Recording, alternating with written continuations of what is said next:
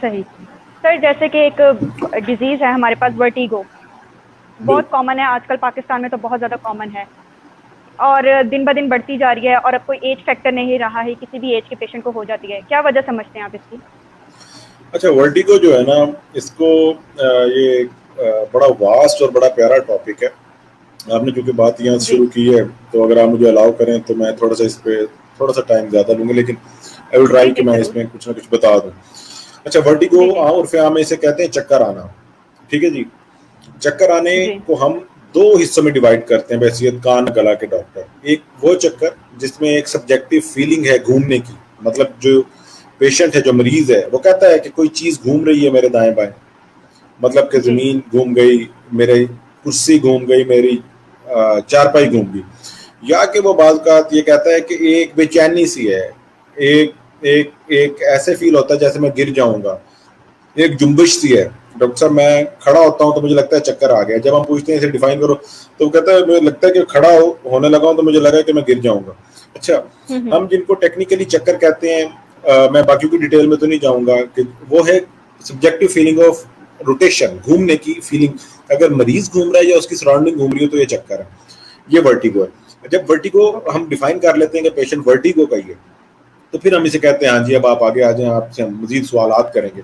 उसमें हमने ये डिफाइन करना होता है कि आया कि ये चक्कर कान की किसी बीमारी से लिंक नहीं, या कि कान से बाहर किसी और स्पेशलिटी से लिंक्ड है। जो ट्रू वर्टिगो यानी कि जिसमें घूमने की फीलिंग है, उसका एक मेजर पोर्शन कान ना गला की बीमारियों के साथ लिंक्ड है, और एक एक 40% ही, और यानी कि 40% कान ना गला और 40% न्यूरोलॉजी के साथ लिंक्ड है, जो ब्रेन के इश्यूज है।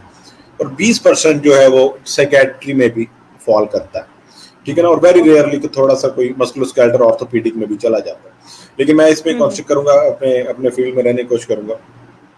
तो जो ऐसे ओके। चक्कर हैं जो कि कान गला की बीमारी की वजह से वो हम देखते हैं, उसकी एक बहुत बड़ी रीजन ये है पोजिशनल वर्टिगो के। मरीज कहता है डॉक्टर साहब मैं जमीन से उठता हूँ या कुर्सी से उठता हूँ तो मुझे चक्कर आ जाते हैं, बेड से उठता हूँ तो चक्कर आ जाते हैं। उसमें एक खास पोजीशन का तयन होता है। इसे हम ओके। डिफाइन करते हैं BPPV, benign proximal positional vertigo. एक ऐसे चक्कर जो कि मरीज की एक खास पोजीशन में आते हैं, और इसका इलाज भी एक खास किस्म की एक्सरसाइज होती है जो कि बड़ी सिंपल है और 5 से 7 मिनट में ही करवा दी जाती है क्लिनिक्स में, और दवाइयों अच्छा। से बिल्कुल ठीक नहीं होते हैं ये जो चक्कर है।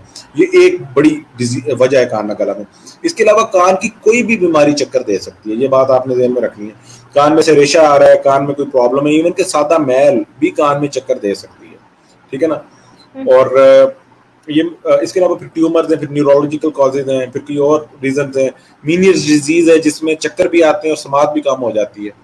अगर वो चाहते हैं तो उस पर मैं डिस्कस कर देता हूँ। अगर कोई आप चेंज करना चाहते हैं टॉपिक, तो मेरा ख्याल है कि 3-4 मिनट इस नहीं पर सर, मैंने हम बता। जैसे कि चक्कर इस कदर हमारी सोसाइटी में कॉमन है कि हम लोग इसको बहुत हद तक बीपी से रिलेट कर देते हैं कि शायद बीपी डाउन है इस वजह से चक्कर आ रहे हैं, या ये पर्सन थोड़ा सा फिजिकली वीक है इसको वीकनेस से चक्कर आ रहे हैं। तो ये अवेयरनेस की जी। बहुत ज्यादा सोसाइटी में जरूरत है। अच्छा, मेरा बच्चा ऐसा है कि जो आप कहते हैं ना कि बीपी से लिंक्ड चक्कर है, जी वो उर्फे आम में उन्हें चक्कर कहा जाता है, लेकिन हम उनको वर्टिगो नहीं कहते हैं, हम जी उन्हें जी कहते हैं लाइट हेडेडनेस। ठीक है जी। जी। जो मैंने पहली चीज आपको बताई थी कि जब मरीज हमारे पास आता है तो हिस्ट्री जो है ना, ये किसी भी डॉक्टर का सबसे बड़ा टूल होता है। अगर एक डॉक्टर बेशक। मरीज से अल्फाज में नहीं पूछ सकता उसकी बीमारी के बारे में, तो वो इन्वेस्टिगेशन से भी नहीं मंतकी इंजाम तक पहुंचता है उसकी तशखीस में। बेशक। तो जी हम जी मरीज जब आता है तो उससे एक डिटेल्ड हिस्ट्री लेते हैं, उससे पूछते हैं हाँ भी बताएं क्या हुआ। पंजाबी में है तो पंजाबी में हो जाते हैं, उर्दू में है तो उर्दू में, इंग्लिश में है तो इंग्लिश में। हम ओपन एंडेड क्वेश्चंस करते हैं। ओपन एंडेड से मतलब होता है कि उससे पूछते हैं, बुलवाते हैं, उससे ये नहीं कहते कि हाँ भाई उठे तो कुर्सी घूम गई, नहीं, क्या हुआ, कैसे हुआ, कितना होया, ठीक है ना, दोबारा जी जी बताएं, जी रीफ्रेज करें। वो कहीं ना कहीं इस बात पे आ जाता है खुद बताते हुए कि जी डॉक्टर साहब ऐसा होता है कि जब मैं खड़ा होता हूँ तो ना ऐसा लगता है मैं हिल गया हूँ, ये है लाइट हेडेडनेस, स्टेडीनेस। ठीक है ना। ये चक्कर नहीं है जो बीपी लो होने से आपकी बात को मैं कर रहा हूँ। ठीक है ना। वो मरीज बताता है कि जी जी जब मुझे बीपी मेरा कम होता है तो मुझे चक्कर आते, फिर हम मुझसे पूछते हैं जब वो खत्म कर देता अपनी बात कि क्या वाया वाकई चीजें घूमी, तो वो कहता है नहीं जी चीजें नहीं घूमी, लेकिन मुझे चक्कर आए हैं। ठीक है, मिस नॉर्मल इसे हम कहते हैं। ठीक है जी। जी जी क्योंकि उर्दू जुबान में कोई बहुत ज्यादा वसत नहीं है, एक लश्करी जुबान है, इसमें कई चीजों के लिए अल्फाज उतने अच्छे मौजूद नहीं है जैसे कि अरबी में, इंग्लिश में या कि बाकी जुबानों में मौजूद है। तो फिर जो लोग अपने आप को डिफाइन करने के लिए चंद अल्फाज का सहारा लेते हैं, तो वो इसको चक्कर कह देते हैं, पौं कह देते हैं पंजाबी में। तो हम उन्हें कहते हैं कि जी ये बेसिकली आपका चक्कर नहीं है, ये लाइट हेडेडनेस है, ठीक है ना। इसको फिर हम यूजुअली इंटरनल मेडिसिन के जो बंदे हैं या कि न्यूरोलॉजिस्ट उनके पास रेफर कर देते हैं। लेकिन अगर पेशेंट हमारे से ही चाह रहा होगा नहीं डॉक्टर साहब आप कुछ ना कुछ इसमें कर दे, तो एंटीबायोटिक और ड्रग्स आती हैं वो हम प्रेस्क्राइब कर देते हैं वक्ती तौर पे उसके लिए। लेकिन उसे ये साथ बताया जाता है कि इनको आपने 2 या 3 दिन से ज्यादा इस्तेमाल नहीं करना और इसको प्रॉपर्ली डायग्नोज करना है। सर कुछ एज फैक्टर्स भी इन्वॉल्व हैं कि इस एज के पेशेंट लोगों को ज़्यादा है और यंगस्टर्स में कम है या ओल्ड एजेस पीपल में ज़्यादा है? बिल्कुल है, क्यों नहीं है। यंगस्टर्स में जनरली वर्टिगो का जो है कम है जो है element.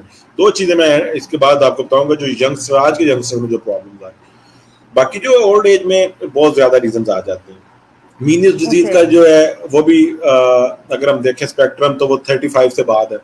Benign proximal positional vertigo बीपीपीवी ये भी उसके बाद है। कान की कोई ऐसी बीमारी है वो भी यूजुअली 30-35 के बाद। ये ज्यादातर जो चक्कर जो ट्रू वर्टिगो है ये लोगों को, इसमें कोई शक नहीं है, 35 साल से बाद शुरू होता है। अगर मैं इसको मजीद डिफाइन करूं तो 35 साल से 45 तक जो है बीपीपीवी का इंसिडेंस बहुत ज्यादा है बिनाइन प्रोक्सिमल पोजिशनल वर्टिगो का, और इसके साथ ही ओवरलैप करता है मीनियर्स, और मीनियर तकरीबन 55 तक जाता है फिर, ठीक है ना। आप समझ लेंगे 38-9 से 45 तक ये जाएगा।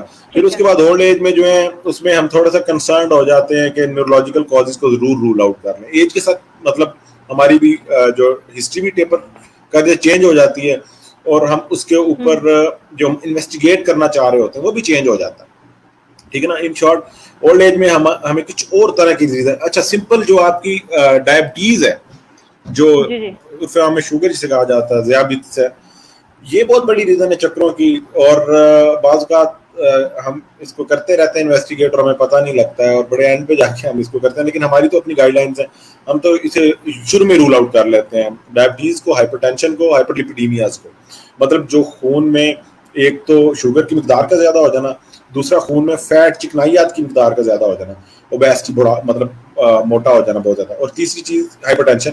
इनको हम रूल आउट करके आगे चलते हैं क्योंकि इन्हीं की तीनों बीमारियों की वजह से एक प्रॉब्लम आती है जो हमारी 4 वेसल्स जो नीचे से ऊपर खून लेके जा रही हैं, ठीक है ना। इस रीजन में जिन्हें शरियाने या ये जो आप कहते हैं बड़ी शरियाने, ठीक है ना, कैरोटिड्स हम कहते हैं उन्हें, ठीक है ना, उनका खास एक नाम होता है, उर्दू में भी मेरे ज़हन में नहीं है।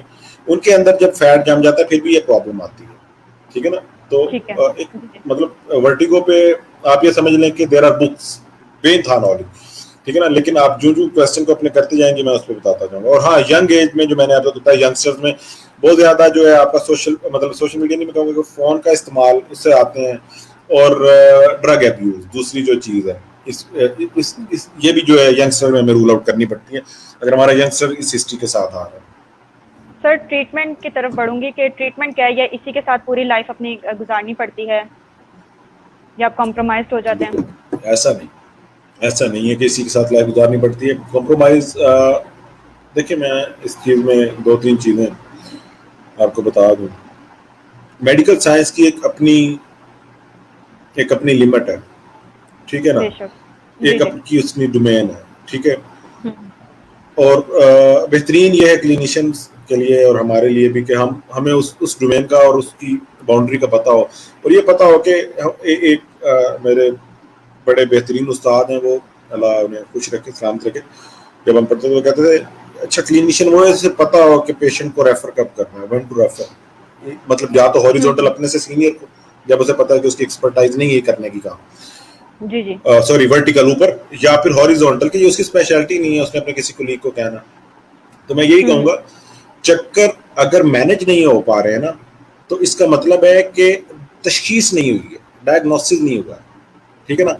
ये हो ही नहीं सकता। कोई भी बीमारी जो है अगर वो इलाज उसका नहीं हो पा रहा है तो इसका मतलब है कि डॉक्टर उसकी तशखीस पे नहीं पहुंचा है। मैं प्रैक्टिस में तो ये बड़ी आम रखता हूँ कि जो चीज़ मुझे लगे कि दूसरे या तीसरे विजिट पे वो मैं उसको नहीं मैनेज कर पा रहा हूँ तो मैं उसमें एडवाइस सीख कर लेता हूँ, अपने सीनियर की कर लेता हूँ। अगर मुझे किसी और स्पेशलिटी की एडवाइस हो मैं फ़ौरन ले लेता हूँ, अदरवाइज मैं उससे खुद ऑनलाइन उनसे सर्च डिस्कस कर लेता हूँ, मैटर खुद चला जाता हूँ बाज़ का। It all depends. कहने का मतलब ये बात करने का कि ऐसा नहीं है कि किसी भी मरीज को एक बीमारी के साथ सारी उम्र रहना पड़ता है। क्या हमारे पास उसका इलाज है या नहीं है? अगर वो हमारी डोमेन में है तो हमारे पास उसका इलाज है। कि मतलब कि अगर वो कान की बीमारी की वजह से है तो फिर तो हमें उसको इलाज करना है। अगर कान में से रेशा आ रहा है और कान का पर्दा भी फटा और उसके साथ चक्कर आ रहे हैं तो इसका मतलब है कि उसका कान का अंदरूनी हिस्सा डैमेज हो रहा है, उसको हमें सर्जिकली मैनेज करना पड़ेगा। अगर कान के बाहर वाले हिस्से में कोई ऐसी बीमारी है तो उसको क्लियर करना पड़ेगा। अगर उसमें कोई पोजिशनल वर्टिगो का एलिमेंट है तो उसको हमने उसकी जो है एक्सरसाइजेस के साथ मैनेज कर दिया। अगर उसमें कोई मीनियस डिजीज है तो उसका प्रॉपर अपना तरीका इलाज है जो कि वास्ट है। सिंपली अगर आप पूछे कि कोई चक्करों के लिए मेडिसिन तो वो हम उसको यूजुअली उर्फ में सर कहते हैं, बीटा हिस्टिडीन कहते हैं, वो ले सकते हैं लोग वक्ती इलाज के लिए। सुबह शाम एक गोली 5-6 दिन ले सकते हैं 16 मिलीग्राम की, 32 मिलीग्राम तक भी ले सकते हैं। लेकिन बेहतरीन ये होता है कि गेट योरसेल्फ डायग्नोज्ड, अपने आप की तशखीस करवाएं किसी ऐसे बंदे से जो कि समझता है इस चक्करों के इशू को।